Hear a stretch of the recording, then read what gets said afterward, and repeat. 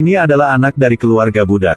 Dalam perjalanan pulang setelah mengumpulkan kayu bakar, seorang pejalan yang baik hati sudah mengingatkan bocah itu. Jika dia adalah seorang budak, mata dia tidak boleh melihat ke atas. Hanya bisa melihat ke bawah. Dan lalu bocah ini kurang tahu bahwa hanya selama 5 menit kemudian adalah kehidupan bocah ini sudah terjadi perubahan yang besar. Baru sampai rumah dia sudah melihat orang tuanya sedang berlutut untuk memohon. Karena dua budak ini ingin melarikan diri. Tuan Tanah sangat marah, perlu menghukum serius. Di bawah wajah semua orang, ayah bocah ini meringkuk di tikar dan dipukuli secara brutal. Ibu dan anak ini hanya bisa duduk dan saling berpelukan dan menonton, mereka menangis tak berdaya, tidak bisa berbuat apa-apa. Tiba-tiba Tuan Tanah mengumumkan bahwa langsung memukul sampai mati ayah bocah itu. Bocah ini dengan kecewa mengambil sebuah batang kayu di tanah dan bergegas ke depan. Tapi kekuatannya terlalu kecil, tidak berguna apapun. Penjaga itu juga memukuli bocah itu. Melihat kedua orang yang paling penting di hidupnya dipukuli secara brutal tanpa henti, ibu bocah itu melepaskan diri dari belenggu penjaga. Dia bergegas menuju menantu pemilik tanah yang mulia. Gunakan jepit rambut untuk mengendalikannya. Tuan Tanah ini berteriak, semua penjaga harus bergegas. Dia bahkan tidak membutuhkan hidupnya lagi, apakah dia masih takut pada mereka? Tangan itu dengan lembut menusuk jepit rambut, langsung membuat semua orang takut. Untuk saat ini, dia bisa mengendalikan keadaan. Dia mengambil liontin giok dari tubuh wanita ini, melempar ke tanah, meminta putranya dengan cepat mengambilnya dan melarikan diri. Pada saat yang sama menginstruksikan bahwa ini bisa ditukar dengan 3 kue nasi. Setelah dia melarikan diri, gunakan ini untuk ditukar nasi dan hiduplah dengan baik. Bocah itu mengambil batu giok itu. Wajahnya penuh mata air dan melihat ibunya. Untuk mengucapkan selamat tinggal pada ibunya. Dan perpisahan ini telah menjadi perpisahan hidup dan mati yang nyata.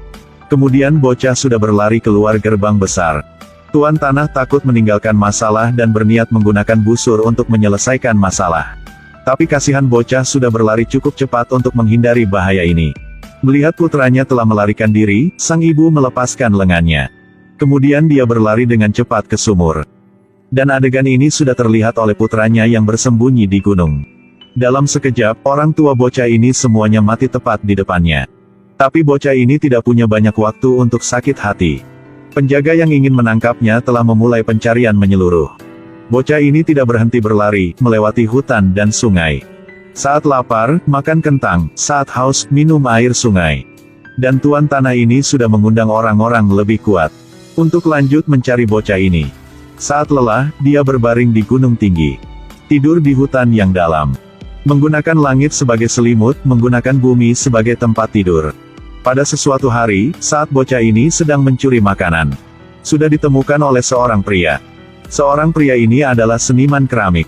Sudah membantu bocah ini lolos dari pembunuhan. Bocah itu menceritakan latar belakangnya kepada paman ini. Dia bernama Choi Yojin, orang tuanya semua sudah meninggal.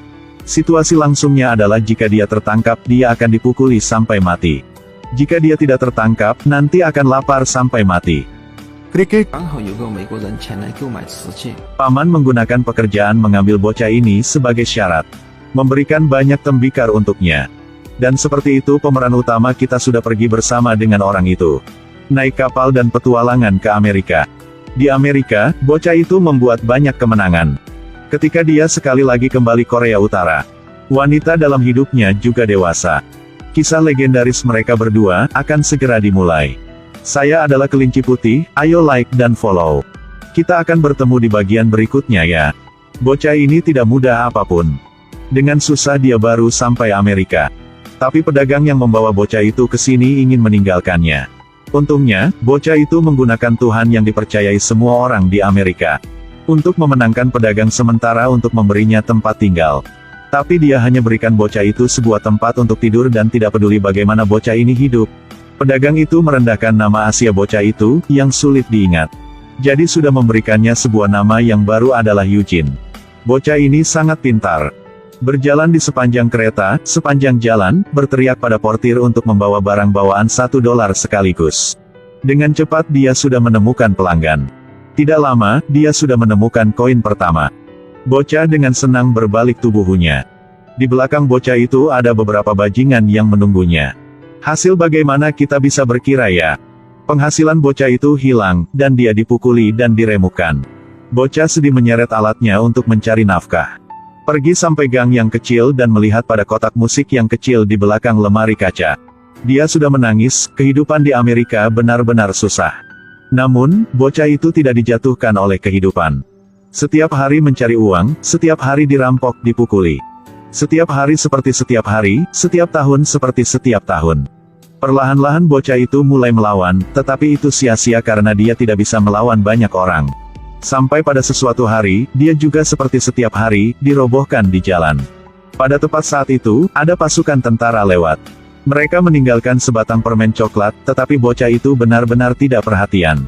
Bocah itu melihat seorang pria kulit hitam di ketentaraan, tetapi benar-benar bebas dari rasisme apapun. Tiba-tiba seorang bajingan mendorong bocah itu dan mengambil sebatang coklat di tanah, tapi bocah ini benar-benar tidak peduli. Karena bocah ini sudah melihat hal yang lebih baik. Hal itu disebut harapan. Bocah dengan wajah orang Asia, ingin menjadi seorang Amerika nyata. Bergabung dengan tentara adalah satu-satunya pilihannya. Dia mengambil keputusan, memotong rambutnya. Dia bersumpah untuk menerobos dan mendapatkan tempat di tentara. Selanjutnya, di ketentaraan, dia adalah orang yang sangat heroik. Memenangkan kemuliaan yang tak terhitung jumlahnya. Saya adalah kelinci putih, ayo like dan follow ya. Kita akan bertemu di bagian lanjut ya. Ini adalah perang utara dan selatan di Amerika. Dalamnya muncul sebuah wajah Amerika, dia adalah Eugene. Sangat berani, setiap kali dia bergegas ke garis depan. Di medan perang dia adalah setan berasal dari neraka. Kali ini, dia memberikan kontribusi besar dan merasa terhormat untuk dipromosikan menjadi mayor.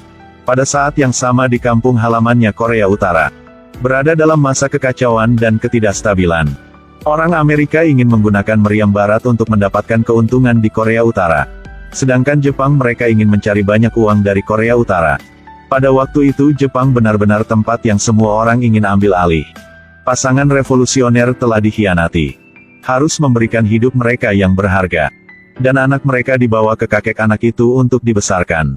Nenek bayi itu adalah seorang selebritas Korea Utara yang hebat. Tidak hanya adalah seorang guru raja, tetapi juga pemimpin semua penulis. Seiring berjalannya waktu, anak ini juga perlahan tumbuh. Dia ialah pemeran utama wanita kita Go Ae-shin, setiap kali ada kelaparan.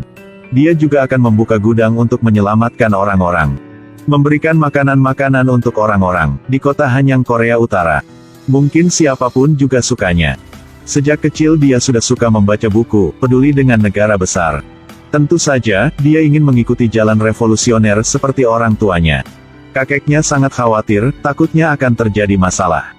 Jadi kakeknya menemukan dia seorang master yang mengajarinya teknik bela diri. Masternya adalah seorang pemburu, teknik menembaknya sangat bagus.